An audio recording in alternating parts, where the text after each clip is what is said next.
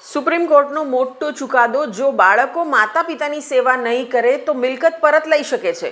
નમસ્કાર દર્શક મિત્રો, સત્યની ન્યૂઝ સાથે હું છું પૂજા. સુપ્રીમ કોર્ટે હાલમાં જ વૃદ્ધોને લઈને એક ખૂબ જ મહત્વપૂર્ણ ચુકાદો આપ્યો છે.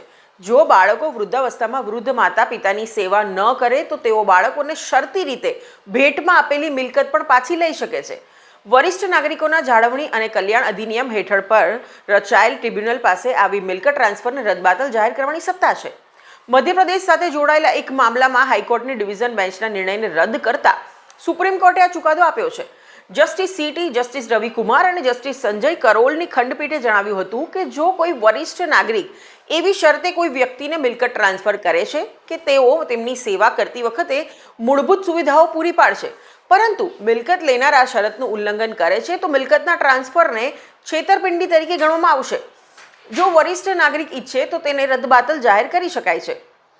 સુપ્રીમ કોર્ટે કહ્યું કે આવા મામલામાં ટ્રિબ્યુનલ વૃદ્ધ માતા પિતાને આદેશ આપી શકે છે. વરિષ્ઠ નાગરિકો દ્વારા ભેટમાં આપેલી મિલકત પરત કરવાની ટ્રિબ્યુનલની સત્તા વિના વૃદ્ધોને લાભ આપવાનો કાયદાનો હેતુ નિષ્ફળ જશે. મધ્યપ્રદેશની ઉર્મિલા દીક્ષિતે તેના પુત્ર સુનિલ શરણ દીક્ષિતને આ શરતે મિલકત ભેટમાં આપી હતી કે બાળકો તેમની સંભાળ રાખશે. પુત્ર દ્વારા અવગણના અને ગેરવર્તણૂકને કારણે માતાએ ગિફ્ટ ડીડ રદ કરવા માટે ટ્રિબ્યુનલમાં કેસ દાખલ કર્યો અને જીતી ગઈ, પરંતુ હાઈકોર્ટની બેન્ચે આ આદેશ રદ કર્યો. સુપ્રીમ કોર્ટે હુકમમાં કહ્યું કે વરિષ્ઠ નાગરિકોના અધિકારોની સુરક્ષા માટે બનેલા કાયદાનું ઉદારતાપૂર્વક અર્થઘટન થવું જોઈએ. કોર્ટે મધ્યપ્રદેશ પ્રશાસનને 28 ફેબ્રુઆરી સુધીમાં ઉર્મિલા દીક્ષિતને મિલકતનો કબજો પરત કરવાનો નિર્દેશ આપ્યો છે. સુપ્રીમ કોર્ટે કહ્યું કે જ્યારે કાયદાના ઉદ્દેશને પૂરો કરવા માટે ઉદાર વલણ અપનાવવાની જરૂર હતી ત્યારે મધ્યપ્રદેશ હાઈકોર્ટે કાયદા પ્રત્યે કડક વલણ અપનાવ્યું હતું.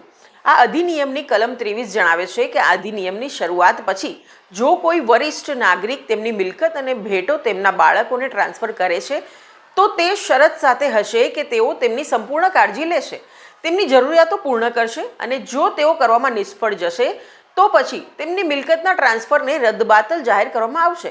અને આવા કિસ્સામાં મિલકતનું ટ્રાન્સફર છેતરપિંડી અથવા બળજબરી અથવા અયોગ્ય પ્રભાવ હેઠળ કરવામાં આવ્યું હોવાનું માનવામાં આવશે.